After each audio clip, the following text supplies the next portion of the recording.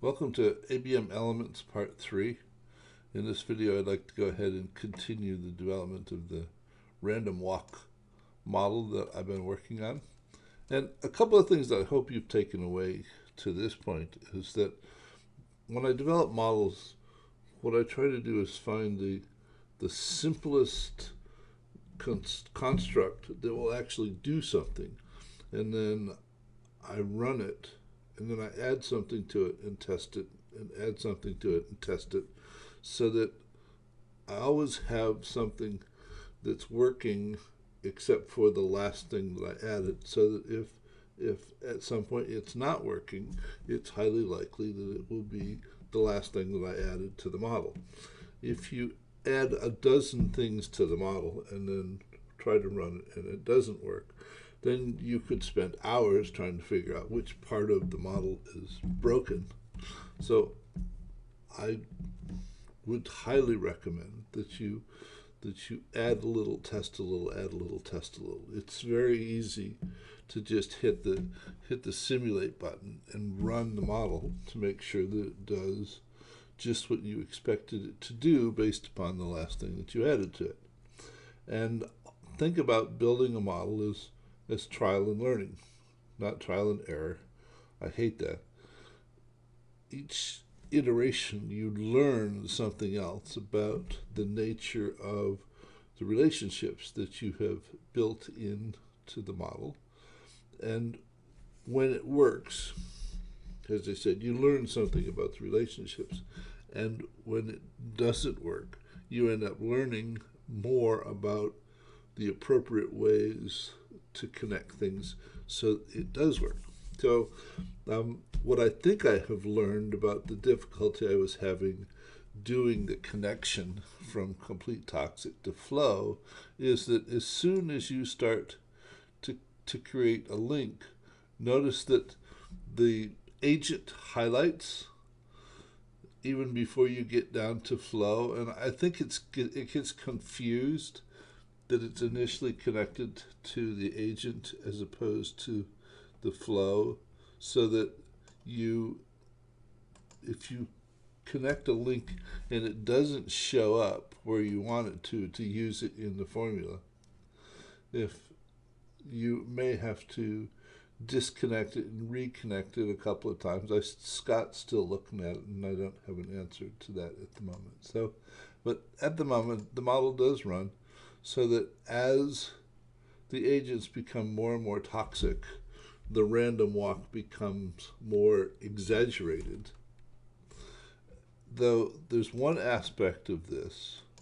If you watch this, you'll notice that at times the agents wander off the edges of the grid, sometimes never to be seen again.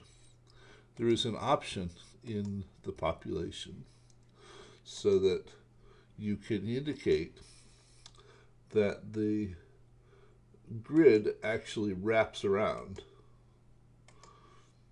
So when an agent wanders off the edge, they will show up back on the edge of the other side.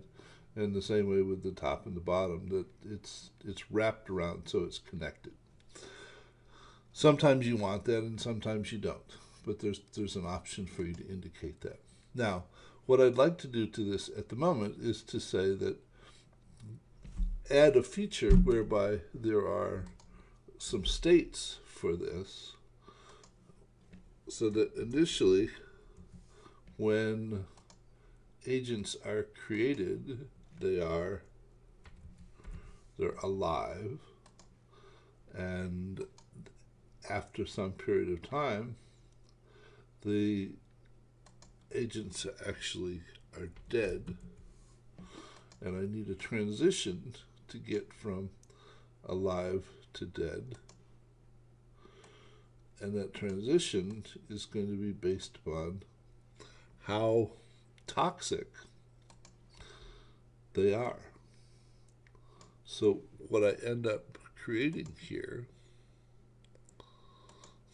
is a formula that allows this transition to be defined based upon if If the percent toxic of the agent is greater than 0.9, then the transition is 1, meaning it transitions from alive to dead. Otherwise, there is no transition. And this is based upon a condition as opposed to a timeout or probability. And I want it to recalculate. Oh, that's for random. So just it's based on a condition.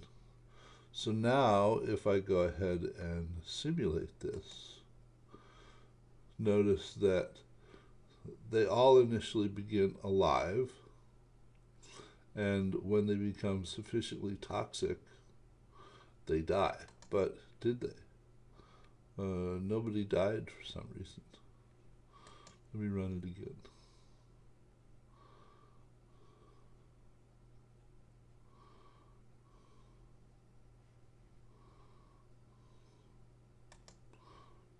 For some reason, if the percent toxic is greater than 0.9 and 1, otherwise 0, based upon a condition. And so what else do I have to learn here? They should get to a point where the toxicity level indicates that they should in fact die, as opposed to simply stay alive. And let me look at this one again. That's right. Complete toxic is 1. This starts out at 0.